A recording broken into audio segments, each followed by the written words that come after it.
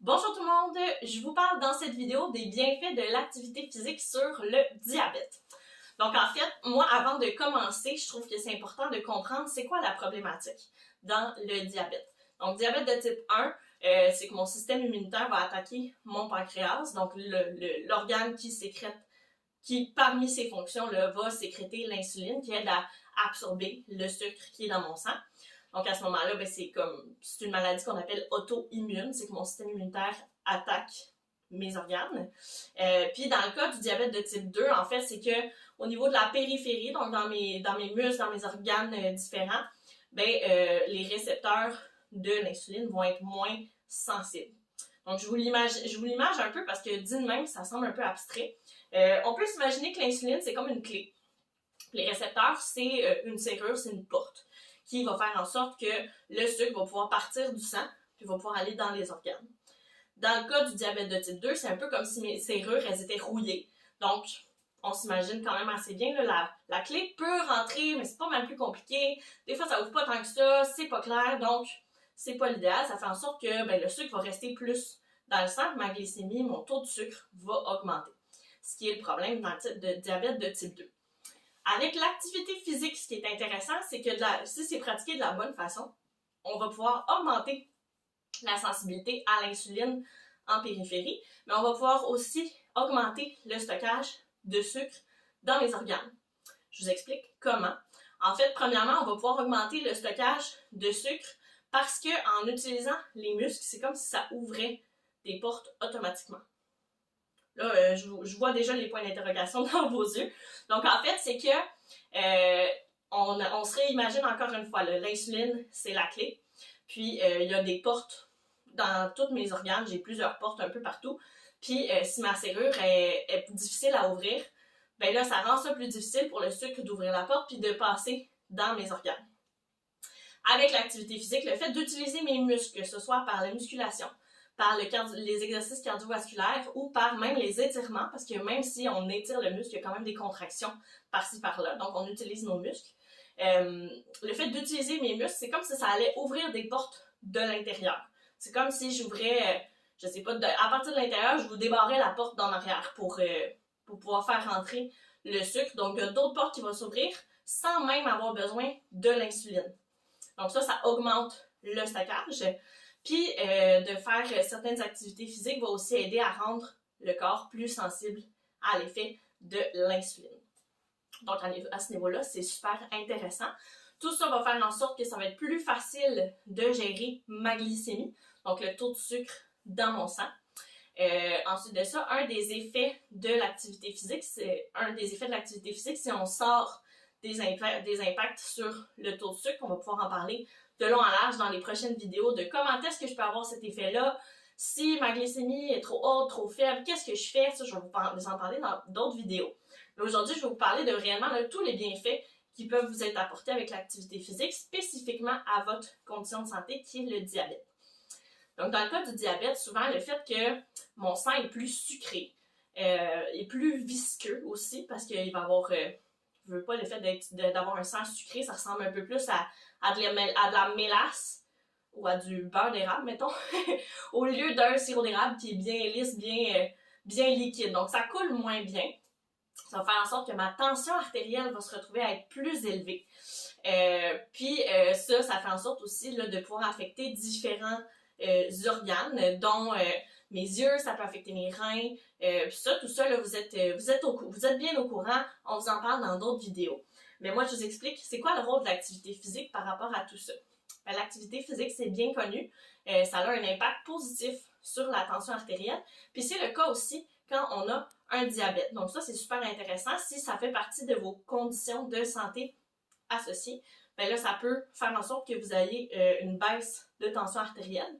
Là, il faut faire attention si vous êtes déjà très actif et que vous vous mettez à être encore plus actif. Là, l'activité physique n'aura pas réellement un gros impact sur votre tension artérielle. Par contre, si on passe d'être sédentaire à actif, là, on voit une baisse de la tension artérielle. Ça peut être de 5 à 7 mm de mercure juste en étant plus actif. Donc, mettons, je pourrais passer de 135 à 130 pour le chiffre du dessus, mais qui est ma tension systolique. Donc ça, super intéressant. Ensuite de ça, ça va aussi aider à avoir une meilleure circulation. Donc le sang va mieux circuler dans mon corps, étant donné que mon sang va être moins visqueux, on se rappelle que ça va être plus facile pour moi d'absorber le sucre dans mon sang, dans mes organes, je veux dire. Ben là, ça veut dire que mon sang va mieux circuler, mais je vais aussi, en utilisant mes muscles, mon corps va vouloir rendre la circulation, rendre l'accès aux différents nutriments qui sont dans le sang plus facile pour les organes qui sont utilisés, donc pour les muscles.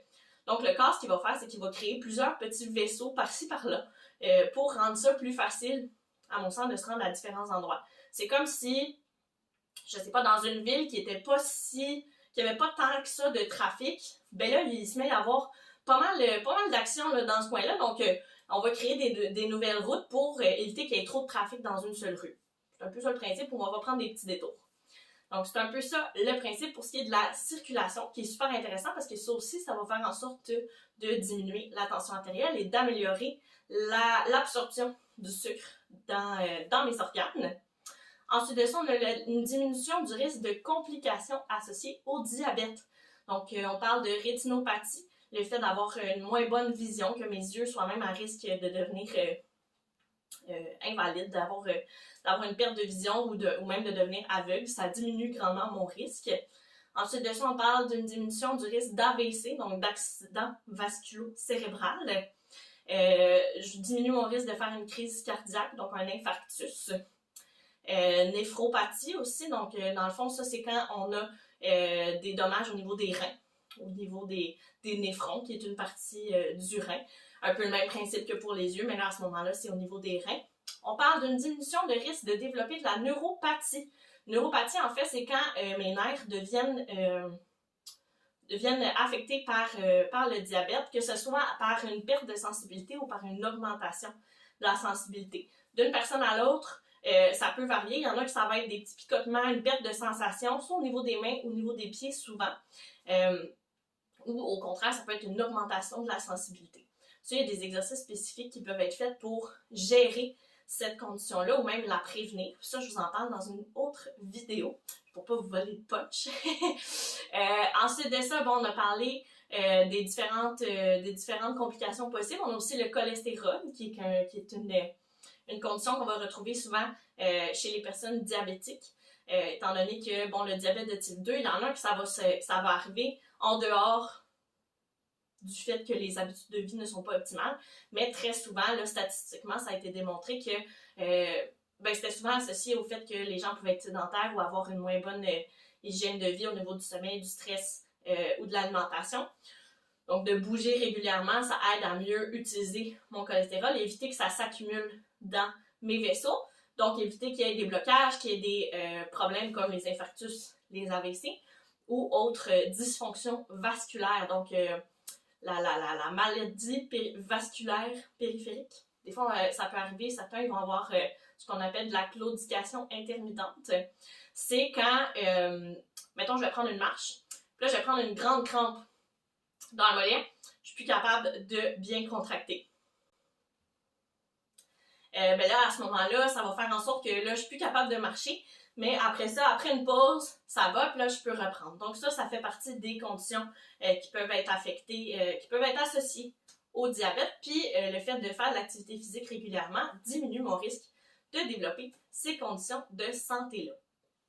On parle aussi d'une diminution du risque de développer un cancer, notamment cancer du sein, cancer du poumon, cancer colorectal, prostate, utérus. Toutes sortes de cancers qui ont été démontrés qu'en étant actif régulièrement, ça diminuait grandement mon risque de développer ce cancer-là ou même de développer une récidive si vous avez déjà eu un cancer par le passé. Ça, c'est les cancers que je viens de nommer. Ça, c'est les cancers qui, pour l'instant, ont été démontrés, mais des travaux sont en cours pour démontrer qu'il y a d'autres types de cancers aussi que ça pourrait avoir un impact positif. Ensuite de ça, je parlais tantôt là, de la dysfonction au niveau des vaisseaux. Donc, ça pourrait faire en sorte de diminuer la progression des blocages au niveau des artères. Si vous avez déjà des blocages, qu'on vous a déjà posé ce qu'on appelle un stent dans le cœur, là, peut-être qu'on vous a comme passé un tube dans le bras ou même dans la hanche pour envoyer vers votre cœur, pour mettre un espèce de... C'est comme une cage à poules. C'est un peu le look d'une cage à poules qu'on va mettre dans un vaisseau, qu'on va faire expandre, puis qui va améliorer la circulation à ce niveau-là. c'est une réparation qui va faire en sorte que ça va être pas mal plus facile de faire la circulation au niveau de votre cœur. Donc après ça, après cette intervention-là, souvent les gens vont dire « Mon Dieu, je respire tellement mieux, je vais tellement mieux ». Mais s'il n'y a pas de changement d'habitude de vie, ben la réalité, c'est qu'il va falloir refaire cette intervention-là et peut-être même avoir à faire d'autres interventions plus avancées, plus invasives, ce qu'on ne souhaite pas. Donc en bougeant, on s'évite de devoir, ou en tout cas du moins, on met toutes les chances de notre côté pour ne pas avoir à faire ces interventions-là. Ensuite de ça, on parle de gestion du poids. Donc, l'activité physique, là, ça fait partie des conditions. La gestion du poids, ça fait partie des choses qu'on va penser, qu'on va discuter en diabète de type 2. Donc, de bouger régulièrement, ça peut m'aider à perdre du poids, mais ça va aussi m'aider à maintenir cette perte de poids-là, qui est super intéressant. Parce qu'on voit souvent là, les gens qui vont perdre beaucoup de poids super rapidement parce qu'ils font des régimes, qui font des pratiques d'activité physique très, très extrêmes. Mais après ça, c'est que c'est pas réaliste, on peut pas les garder à long terme, puis ça fait en sorte qu'au final, ben, on regagne notre poids, on le repère, puis là, ben, c'est pas l'idéal. Nous autres, ce qu'on veut, c'est de perdre du poids de façon progressive, donc 1 à 2 livres par semaine. Je sais que c'est long, puis c'est décourageant, mais c'est vraiment la meilleure façon pour s'assurer que cette perte de poids-là soit maintenue, puis que ça soit fait d'une façon optimale, qu'on perde pas trop notre masse musculaire, et ainsi de suite. Donc, super intéressant à ce niveau-là. Dans mes derniers éléments que je voulais discuter avec vous aussi aujourd'hui, excusez-moi, ça serait dans certains cas, donc pas tout le monde, mais ça va permettre de diminuer la prise de médication. Ce que je trouve quand même intéressant. On a certaines personnes qui vont avoir à prendre moins de médication en étant plus actifs. Encore une fois, ça c'est un peu comme avec ma tension artérielle. Si j'étais déjà très actif et que je bouge encore plus, l'effet de l'activité physique va être moindre. Ça va être super important quand même, mais ça va être moindre versus quelqu'un qui ne bougeait pas du tout et qui se met à bouger. Là, l'impact va être super important. Dans les cas de prédiabète, ça peut même aider à ne pas développer un diabète. Donc, super intéressant. Puis, dans ces cas-là, justement, de prédiabète, ça a été démontré que l'activité physique était 2 fois plus efficace que la metformine, qui est un des médicaments qui est souvent prescrit en prévention pour le diabète de type 2. Il y a d'autres médicaments, comme vous le savez, mais c'est ça, je trouvais intéressant comme statistique à vous donner, parce que ça démontre à quel point l'activité physique, c'est vraiment puissant. Donc, à ce niveau-là, ben là, on se dit, OK, c'est bon, tu m'as convaincu, Caroline, je comprends que l'activité physique, c'est super bon pour toutes sortes de choses sur ma santé. Mais maintenant, comment est-ce que je fais pour que j'atteigne ces objectifs-là, ces bienfaits-là? Puis, quel type d'activité physique, surtout, que je devrais faire? Donc ça, je vais y aller de long en large dans une autre vidéo que vous pourrez écouter juste après. Mais en fait, là, moi, j'y allais rapidement pour vous donner quelques petites informations. La musculation va vous aider à mieux absorber le sucre dans votre sang. Puis l'activité cardiovasculaire va aider à améliorer la sensibilité à l'insuline. J'en parlais au début, le diabète de type 2, plus difficile d'être sensible à cette hormone-là. De faire du cardio régulièrement, ça aide à améliorer cette sensibilité-là. Les effets de l'activité physique, ce qui est super important à garder en tête, c'est qu'ils peuvent perdurer de 24 à 72 heures. C'est pour ça qu'on vous parle souvent de bouger minimum aux 2 jours. Comme ça, on est sûr qu'on a des bienfaits toujours. Je ne peux pas juste bouger la fin de semaine et rien faire du restant de la semaine parce qu'à ce moment-là, j'ai des bienfaits effectivement là, pendant la fin de semaine, lundi, mardi peut-être, mais après ça, le reste de la semaine, c'est comme si de rien n'était. Si vous faites le test par vous-même, vous allez voir que l'effet sur votre taux de glucose, votre glycémie, est vraiment pas le même si vous le faites régulièrement aux 2 jours ou au maximum aux 3 jours, versus si vous le faites 2 jours de suite, puis après ça, on ne bouge pas le restant de la semaine. Ça, c'est les bienfaits sur le taux de glucose, mais le principe s'étend pour tous les autres bienfaits dont j'ai parlé un peu plus tôt, tension, cholestérol, poids et tout ça. Donc, c'était une grosse vidéo, très théorique, très lourde en information, mais je tenais quand même là, à y aller avec la liste complète de tout ce qui peut être bénéfique pour vous au niveau de l'activité physique pour réellement comprendre, OK, c'est beau, là, on me dit de bouger, mais pourquoi je bouge? Pourquoi? Qu'est-ce que ça va changer tant que ça? Pour vous aider à vous motiver à bouger régulièrement. Donc, sur ce, je vous souhaite de passer une belle journée, puis on se revoit dans une prochaine vidéo.